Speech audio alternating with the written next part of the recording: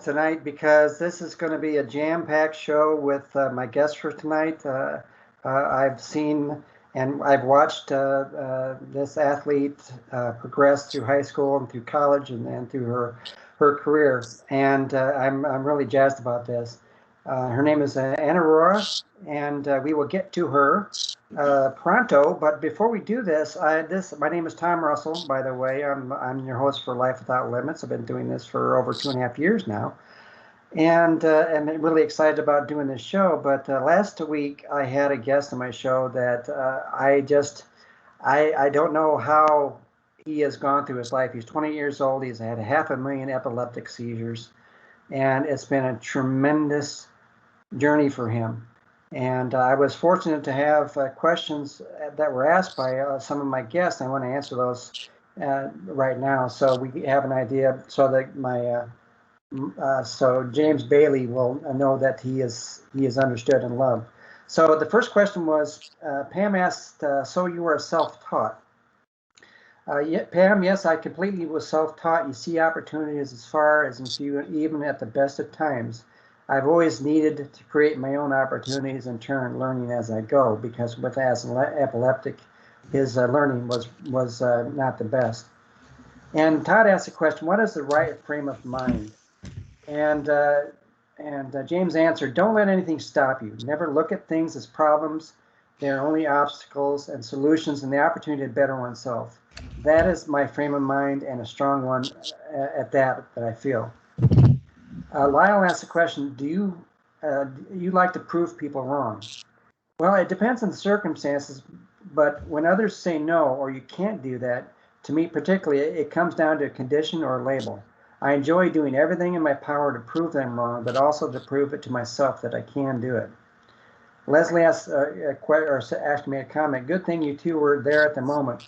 And he was referencing the time that he was at the Carvery and people were whispering that he was going through a dramatic epileptic seizure. And he says, yes, it certainly helped, but as nice as it was having that support, it still didn't help the fact I felt like an alien, putting it politely, when others were looking at me. Wendell asked the question, were you delayed in learning? Very much so. I was always slow in my speech, mobility, coordination as a toddler and a child, but even as I got older and when I left school at the age of 16, I had the reading and writing age of an 8-year-old. The hefty dose of medication certainly didn't help, and the lack of attention given by the school system, and all that was required was to teach me in a different way, as many people learn differently. And Lester asked, are you able to do the type of work with your illness? And he never considers an illness. Actually, James considers it a blessing. That's what he told us. And he answered, yes, I am more than capable of doing many, if not all, types of work is advised professionals not to do, but they are also not the ones paying the bills. And generally, I go by the rule, I can do anything I want in life, but I must be prepared for the potential repercussions. Example, I use a chainsaw fine, and that is work, but I understand that if I have a seizure or slip, then the repercussions, I'm going to lose a limb.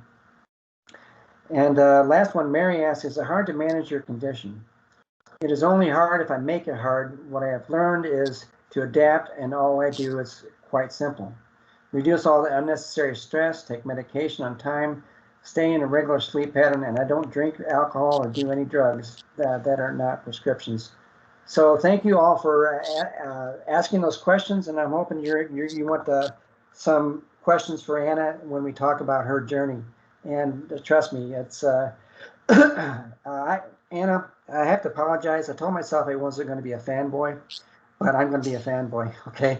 Because I mean, I live in Mishawaka, and I watched you from your very start when you were a sophomore in high school. So it's been a joy. So here's Anna's story. We're going to talk about her career in running cross country and track. And her bio is that she's from Mishawaka, Indiana, and she went to Mishawaka High School, where she was a 6-time state champion and a 5-time national champion in track and cross country, despite battling severe foot injuries, which we're going to talk about that. And from there, Anna attended the University of Notre Dame, where she became an 8-time All-American while earning her BA in neuroscience and MS in business management. And after graduation, Anna started her own coaching and mentoring business called Next Level Racing and ran professionally for the Boston Athletic Association. and she's a mindset coach for business professionals at Green Fuel and continues to coach athletes through their running journey. So, Anna, thanks again for coming on my show. I appreciate it. Oh, thanks, me. I'm glad to be here. Yeah, I was pretty excited. So I want to get started because the running thing, I happen to go, I look at your Instagram a lot. And one of the things you posted, and it was really interesting because you said your introduction to running was your first 1,600-meter race. And you said you chickened out and you got your friend to run it for you. Um, why did you finally decide, why did you decide to do that? Yeah, so I ran track in 4th and 5th grade at St. Monica's, and just kind of for fun. Wasn't great at it, but just did it with my friends, and I don't think I liked it that much because I would get so nervous. But then it was really in middle school that I picked it back up. I didn't run in 6th grade, and then in middle school I decided to go out for track because my PE teacher talked me into it. I did some running over the summer leading into 7th grade for volleyball tryouts, and was just running circles around everybody in gym class and all that. And she talked me into going out for track, and I realized I was pretty good at it. And that's what really got me to stick with it. So you pretty much knew at the very beginning when you first started doing this that you were going to excel in this. Did you realize that well, when you're that age, you don't realize that you're going to succeed in all the things you did later on in your career. What motivated you to want to run? Goodness, I'd say there were quite a few things. Honestly, I didn't enjoy running when I first started it, when I was getting ready for volleyball tryouts, and just really, I just was trying to get into general shape. I didn't really like it. But then once I realized I was good at it, that really helped the motivation come, because I wasn't great at some of the other sports I was playing. But then I started getting the hand-eye coordination after I started running, so that didn't help me out. But I'd say the motivation was just such a deep drive to see how hard I could push myself. I really I love competing against other people, but I think there's so much drive to compete against myself as well. And that was what my motivation was I just wanted to keep showing up and be better than I was the day before. You know, because I watched your YouTube videos and I watched the races and everything, and you had the knack for wanting to be in front almost at the very beginning. Why was that your strategy? I have always been a front runner because I recognize my finishing kick is not nearly as strong as other people. I have outkicked people in the past, but it is not my strong point. And I I've known my strength in running is that I can grind it out long and hard better than most everyone else. And if I can have a race dictated that way, whoever's left at the end, I'm hoping that I've run the gas out of them and they can't outkick me. Now, I've run cross country before and I've ran track before, and I might add that I was not as successful as you, but I understand the mindset of wanting to run and achieve something great. Now, when you're in the middle of this, when you're thick of this, and you're in the front, I've always wondered about, because you've won just about every race that you were in, your mindset as far as what motivated you. Did you run scared, or just was it because you know you were in high school, you were well in front of everyone else? How did you keep motivated to keep running hard? That goes back to what I was mentioning about what motivated me when I first started running, and that is just seeing how hard I can push myself. And there's a lot of there's such high gratification in knowing that you did everything you could and just feeling like, wow, I left it all out there and I'm trying to do better than I did the week before or the year before or whatever it is. But to me, during all those races when I was out front alone, it didn't hurt my motivation because I again, just wanted to be the best that I could be. And I had such a drive to try to compete with myself. Now, I'm going to get to the point where I want to talk about the Olympics, but you have to have some point in your career when you have to maintain a positive reinforcement to get through those tough times. When you went through injuries in high school and even in college, what did you do to try to work through that? There were quite a few different factors that helped me. In high school, a really big thing was I was part of a youth group, and that was just a great outlet for me to be able to grow in faith and during that time and be able to see, being able to trust that there's a higher purpose in this. And I also used the time when I was injured to focus in other areas, because my life when you're really good at running, it has to be fairly central. So the times when I was injured, I would use that to be involved in my other hobbies. Still working on coming back, of course, but for instance, in high school, I wrote for the school paper. I was in that youth group, like I spoke of.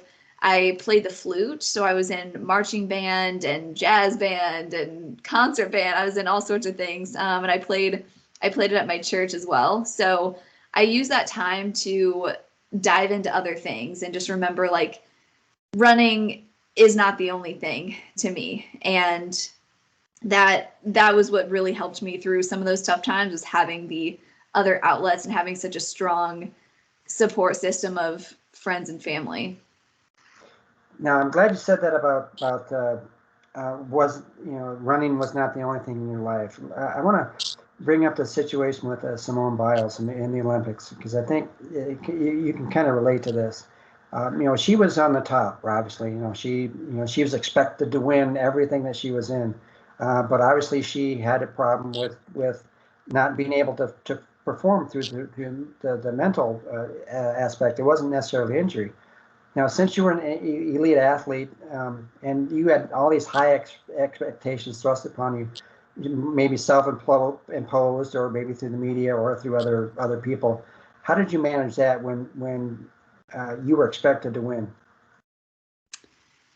Yeah, what I did is I would not look at anything. I would not read about any other runners I was racing. I wouldn't look at any of these blogs, stay away from social media. I was completely oblivious to what anyone was saying about me, because to me, regardless of the race, I'm going to show up that day and I'm going to run as fast as I can. And whoever is there and whatever expectations people have of me doesn't change what I'm going to do. And so because I didn't look into any of that, I think that really helped me stay level-headed. And the oblivion in it too was, I think, always has helped me run faster. But in addition to that, I would always just remind myself of what is actually important here. And the worst case scenario is, all right, I don't perform like I'm supposed to, and people aren't going to be mad at me. They're not going to be upset. Of course, I'm putting the most pressure on myself. And so I can't worry about what other people are going to think about me, because they'll be upset that I'm upset. They're not going to be upset at me. And so those were the things that I would keep in mind, and the practices that I would do to stay level-headed when I knew I was expected to win. Yeah, because I'm really wondering about, because you have grown up with social media thrust upon you. When I was in school, we didn't have that, but now, I mean, everything you do is scrutinized and everything. Now, I have a question about with injuries, because when you have these injuries, I mean, was it your sophomore year you won the Foot Locker? Yeah, sophomore year and senior year. So sophomore year you had this, then you had your injury in your junior year, and then you came back and you won it again. But in the process, when you come back from an injury, is in the back of your mind that if you push yourself too hard, that you're going to injure yourself? Oh yes, absolutely, and I did. Yeah, it was it was definitely a worry. And I did have a recurring, like some regression in the healing when I broke both my feet.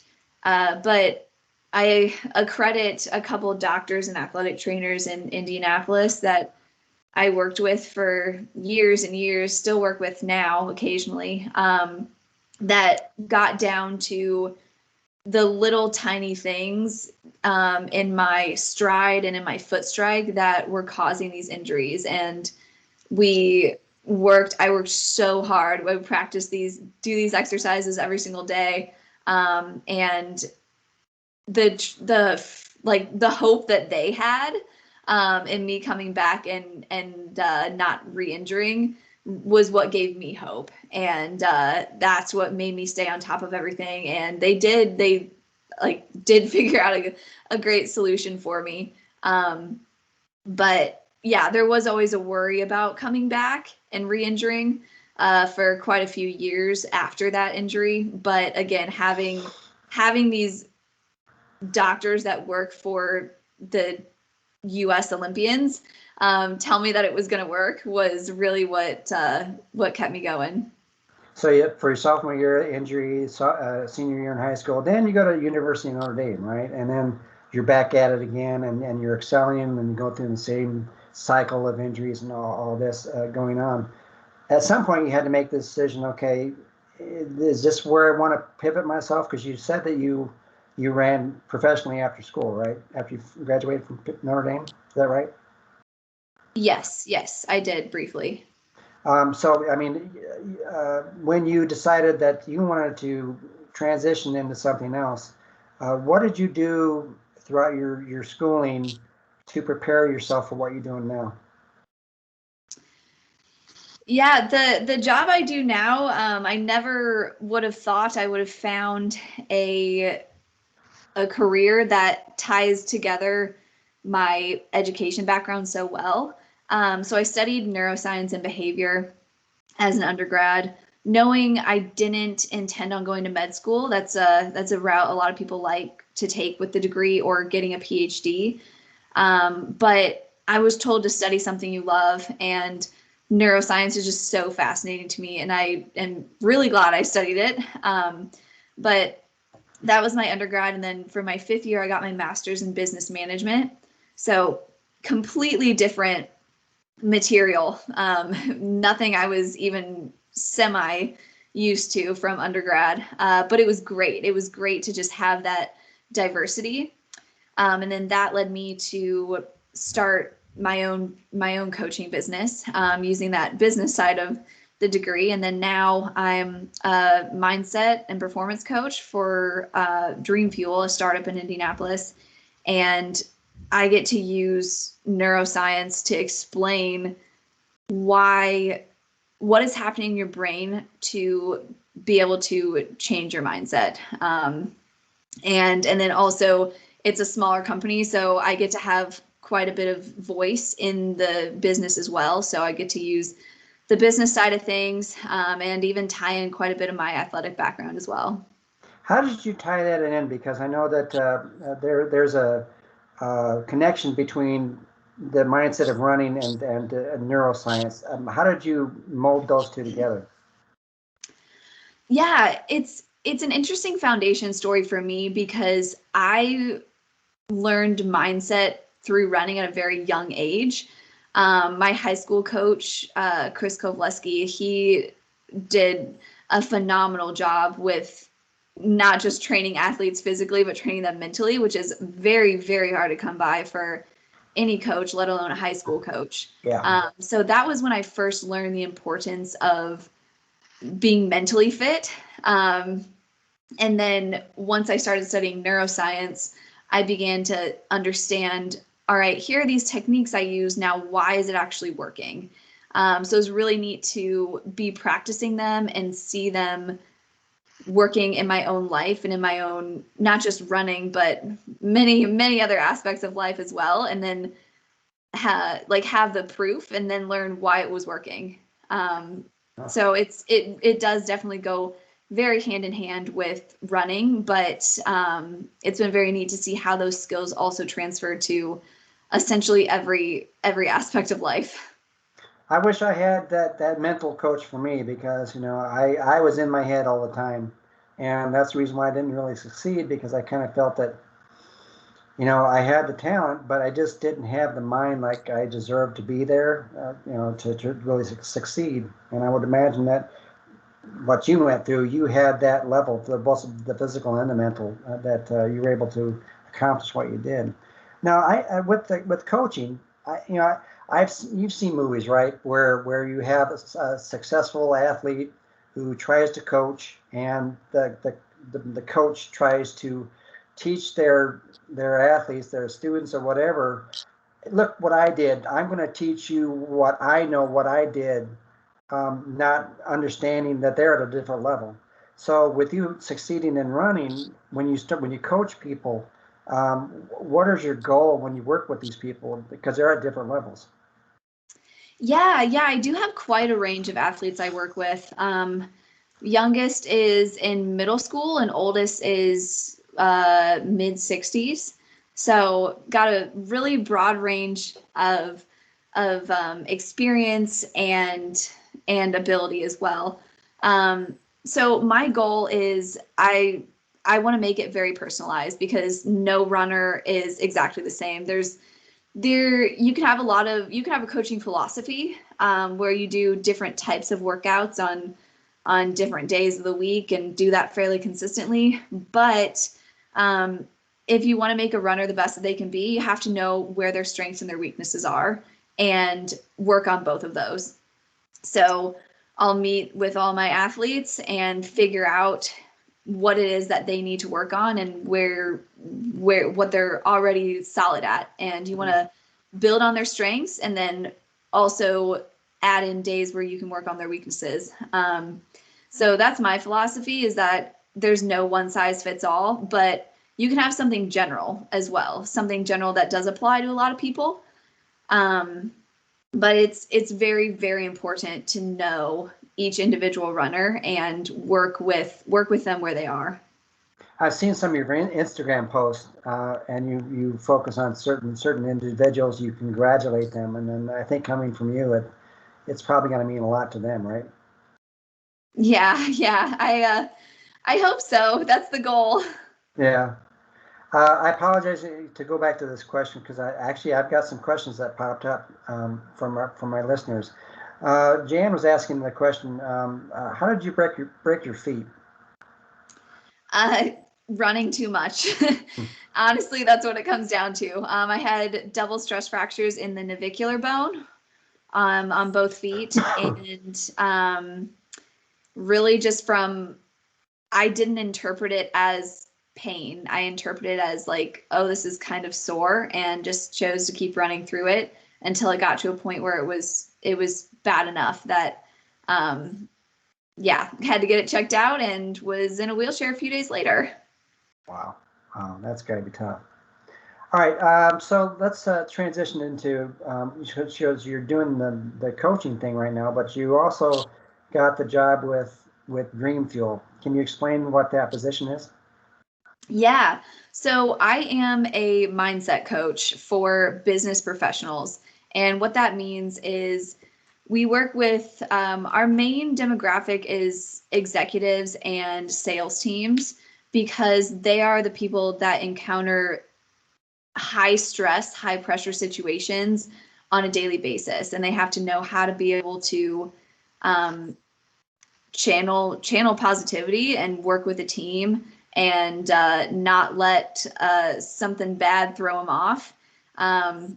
So what we do is we work with them. We have a foundational program, also do individual coaching, but we'll teach them strategies to be able to stay essentially resilient in these high stress, high pressure situations. Because if you think about a person making sales calls, as well as an executive, there's going to be plenty of times your performance every single day, most every moment, affects the rest of the company.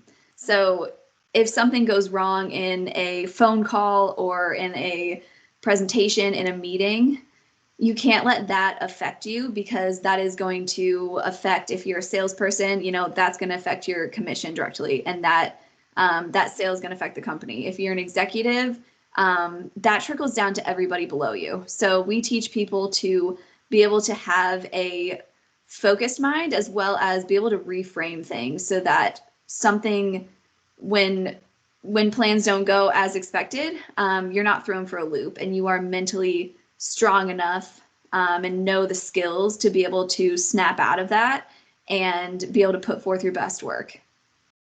Now, I've seen coaches before, not so much the athletic part. Everyone knows how coaches are in the athletic realm, but when you're coaching someone in your career, it's not a rah-rah type thing, because your focus is on the mind, and how does neuroscience, with all the applications that it gets attached to that, how does neuroscience help someone in their performance in high pressure situations?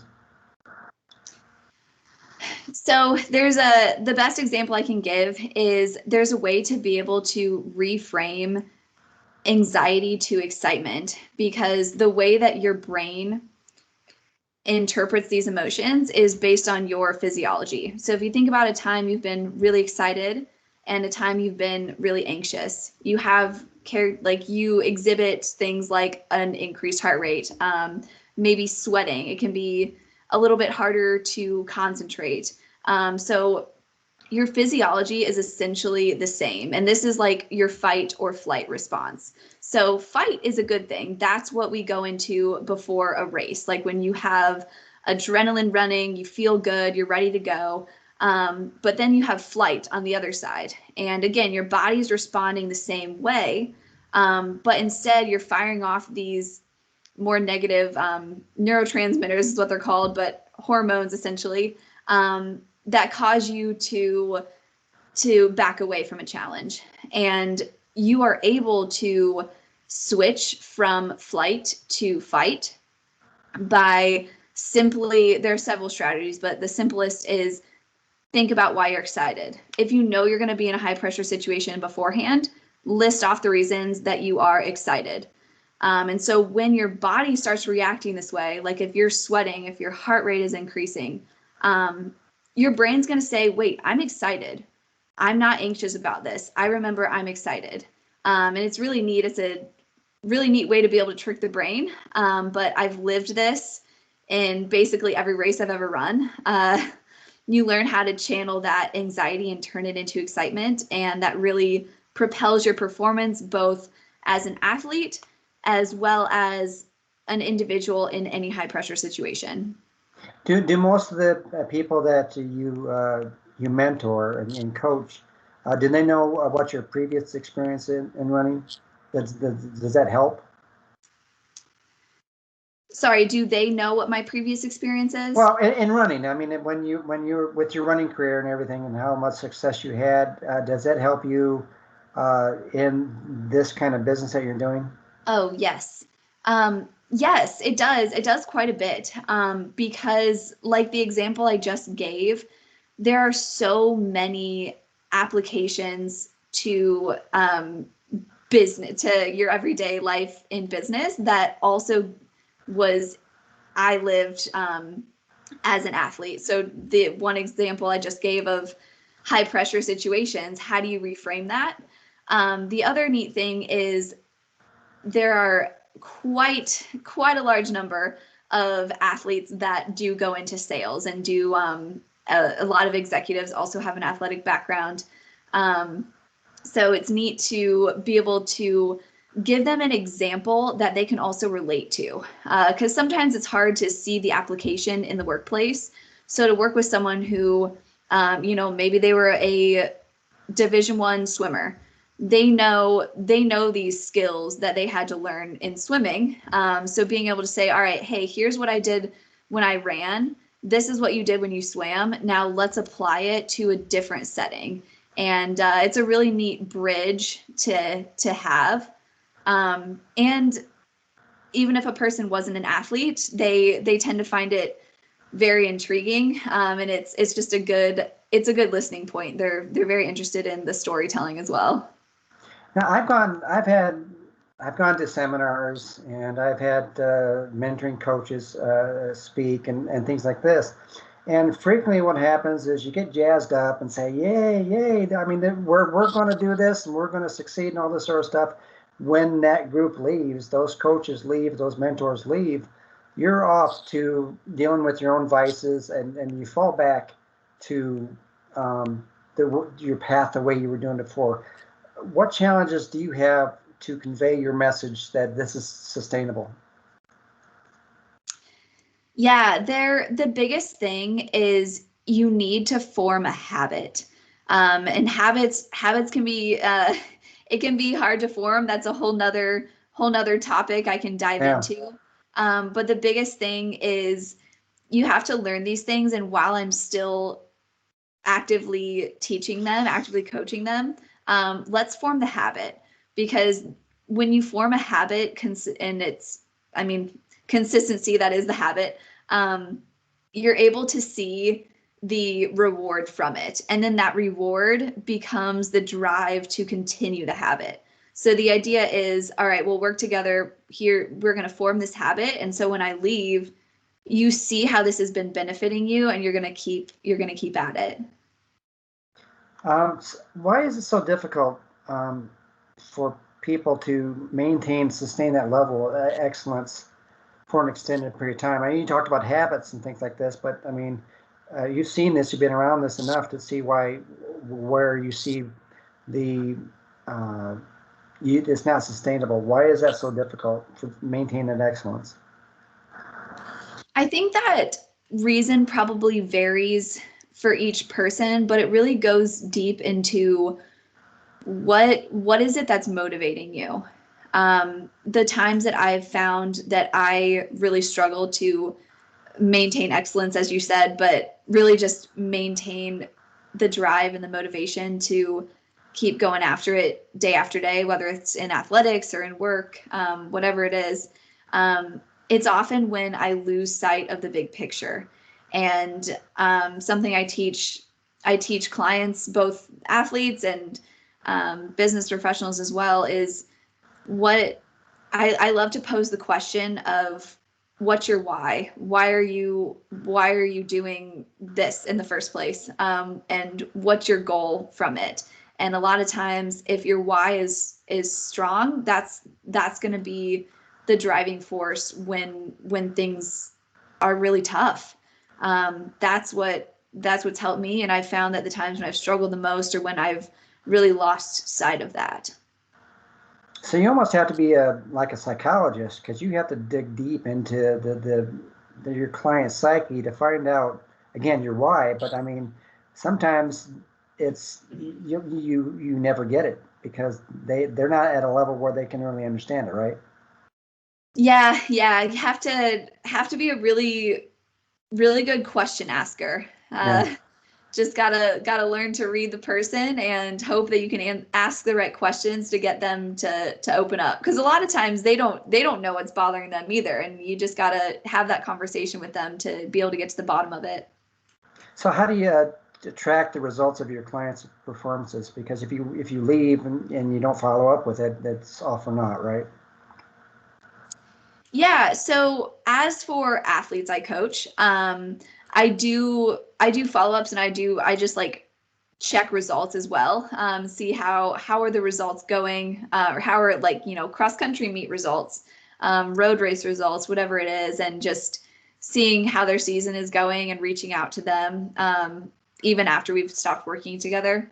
As for others, I haven't been with Dream Fuel for a very long time, but I know something my boss does is they'll do follow-ups. So if they meet for, let's say they work together for 6 months, they'll do some follow-ups after that as just a check-in on, hey, how are things going? How can I help you? How are your habits maintained? That's one of the biggest questions is, we learned all these practices. Are you still doing them? And the people that say yes are by far the people that are in the best place with their mindset. And also honestly the most joyful. Now, Kaylee asks questions firstly every week, so I want to give her some props. But she asks the question, and it goes back to what you talked about with the why. How can we find out the why, and how hard is that to get that point? See, I would say I haven't struggled with it because I'm a very contemplative person. So if something's bothering me or I'm not sure what, I just like really take the time to dig into what is it that's bothering me, or what is my why. But I would say you need to take the time to reflect and be silent. Maybe that's just it, just reflecting and being silent, or maybe it's writing about it or journaling. Um, but I think that's going to be the key, is set aside time and be intentional about digging into, why do you love this, and what is the reason that you're doing it. And you don't have to love what you're doing if your why is, I have to do this because I need to get to this next step. That's a solid why as well. And your why changes over the course of time. Yes. Well, with you, what I find interesting, because when we first started talking, Anna, it was like, yeah, we want to talk about your running career. Was you were a beast. You were just a beast. Okay, and you went through and you succeeded in so many events and things like this. But at some point in your life, you had to make this decision that this is not what's going to define me, who I am. This is who I am now. This is where I want to be. Um, do you find gratification with all the things you've done in your life where you are right now? Yes, absolutely. The the current path I'm on, I never would have guessed a year ago. I had aspirations to run professionally, to be an Olympic qualifier in the marathon someday, or in the 10K.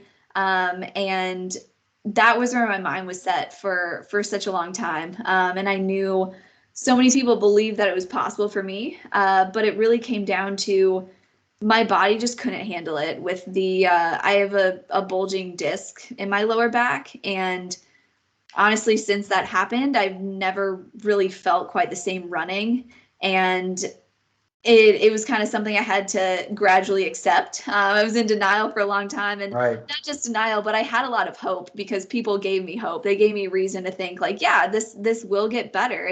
We're gonna work through this. But it was just kind of like one too many times, and far more kind of disappointments than triumphs in the past 4 or 5 years, that led me to say, you know what, it's going to be time to hang up the competitive shoes for a while. And I'm just very extremely grateful to have found a job where I can continue to use these experiences, these very unique experiences that I've had through athletics, and be able to talk on those and speak from life experiences, to teach other people the things that I've learned, and also tie in neuroscience and tie in business. It's just it's a really, really awesome way that they've all come together. I'm really grateful.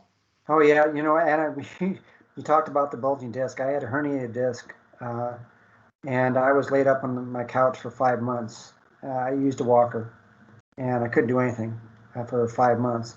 And I remember the feeling of the disappointment and the frustration and the demoralizing effect that it had on me. So I can imagine with you in a running career, says, oh man, this is never going to get better, and what I love about you is you made that decision that you can pivot your life, you can transition into something else that you wanted to do. With where you are right now, where do you want your legacy to reflect who you are? Man, that's a that's a really good question. I would say I couldn't care less about any type of award. I've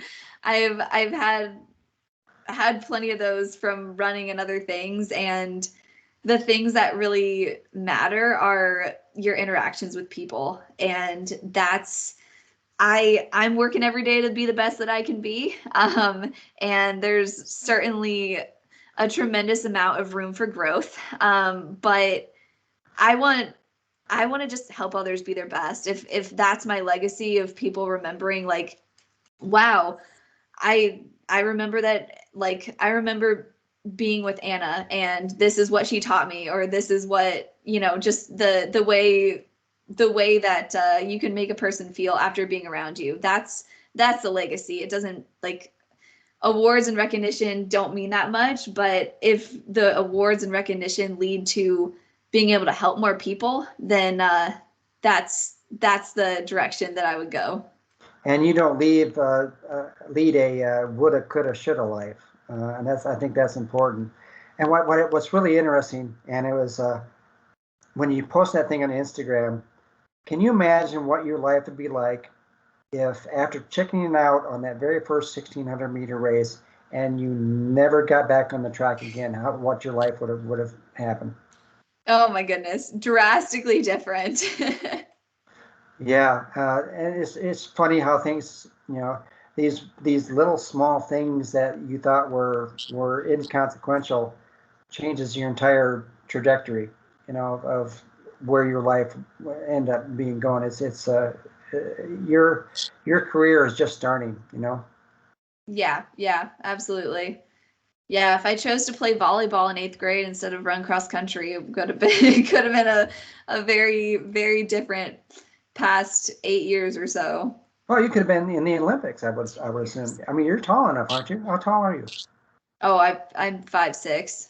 Oh, 5'6". Oh, you just seem taller than because I'm watching you run. It seems you're all legs there, and it's just like it's just pretty funny to watch. How can people reach you? Um, I'm on most social media platforms. On Instagram, I have both a regular profile as well as a coaching profile. The coaching's Coach Anna Rohrer, and then my regular is Anna Rohrer 97. But also my contact information is on my website, and that is next-level-racing.com.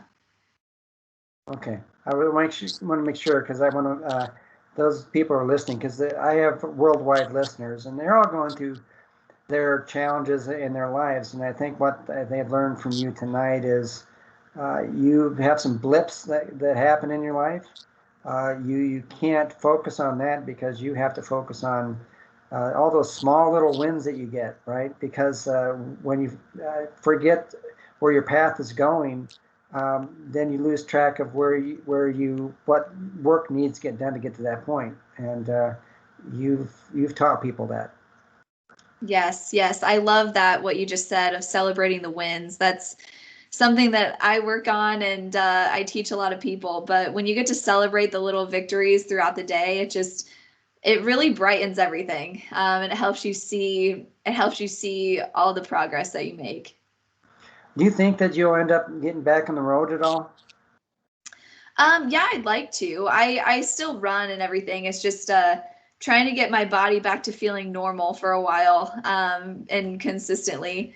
And then, yeah, I'll definitely get back into racing. But I'm just, at least for the next couple years, not going to have that as my main focus. I think, again, I just want to have some consistent time of really enjoying running, and enjoying it without worrying about injury and pain.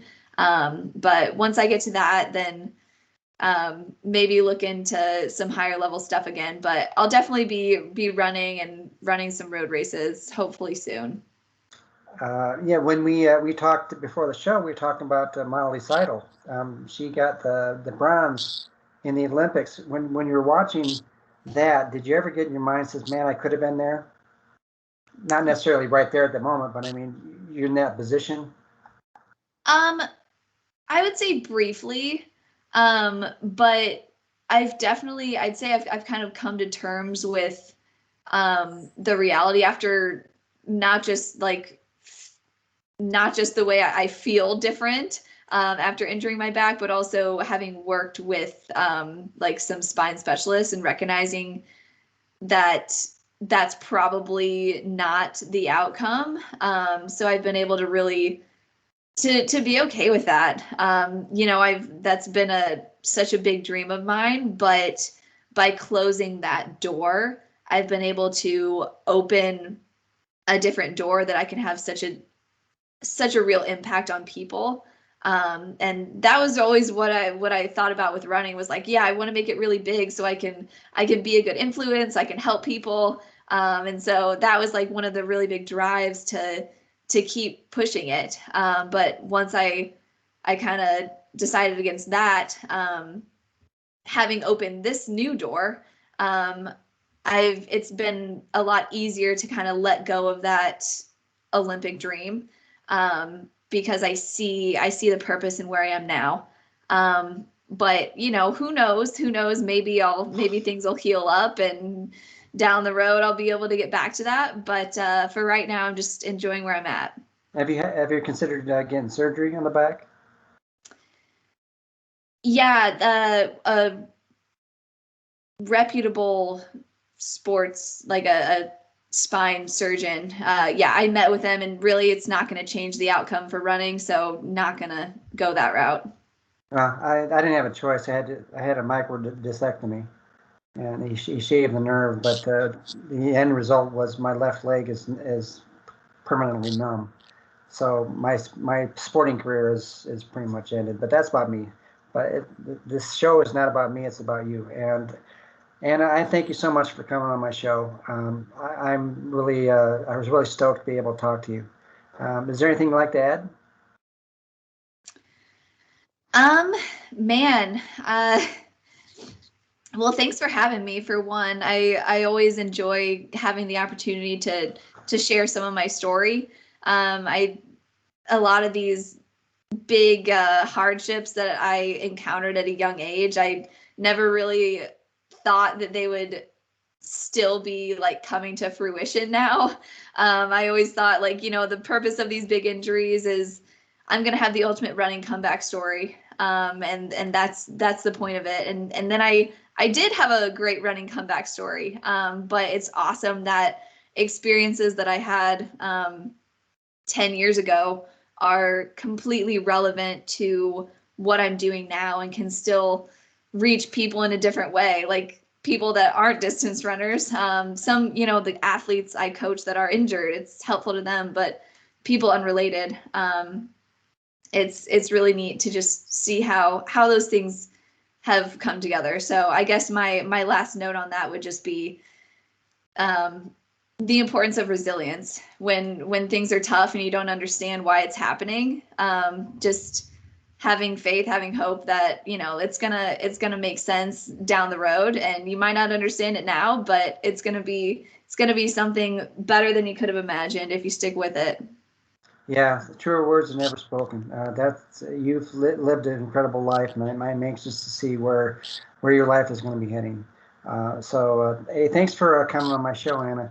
Hey, before I forget, I know this is a worldwide show, but I want to let you know that with COVID, I have been shut out, doing things. Since I wrote 2 books, I've been out of the book signing realm for a while.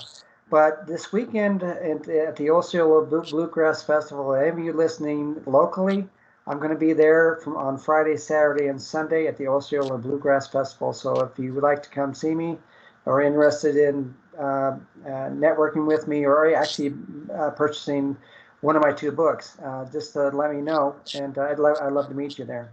So that's my plug for this day, and thanks again for coming on my show, Anna. It's been a joy. It's been a total joy.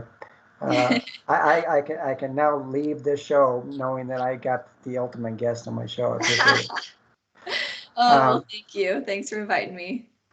So as I end all my shows, and I think this is real important that Anna lives by this and everyone else lives by this, I want everyone to smile infectiously, laugh genuinely, love unconditionally, live courageously. I believe in all of you. I know that tomorrow is going to be a better day for you no matter what happens. if you follow what Anna tells you to do, you will succeed in whatever's going on in your life. So everyone have a great week. I appreciate it.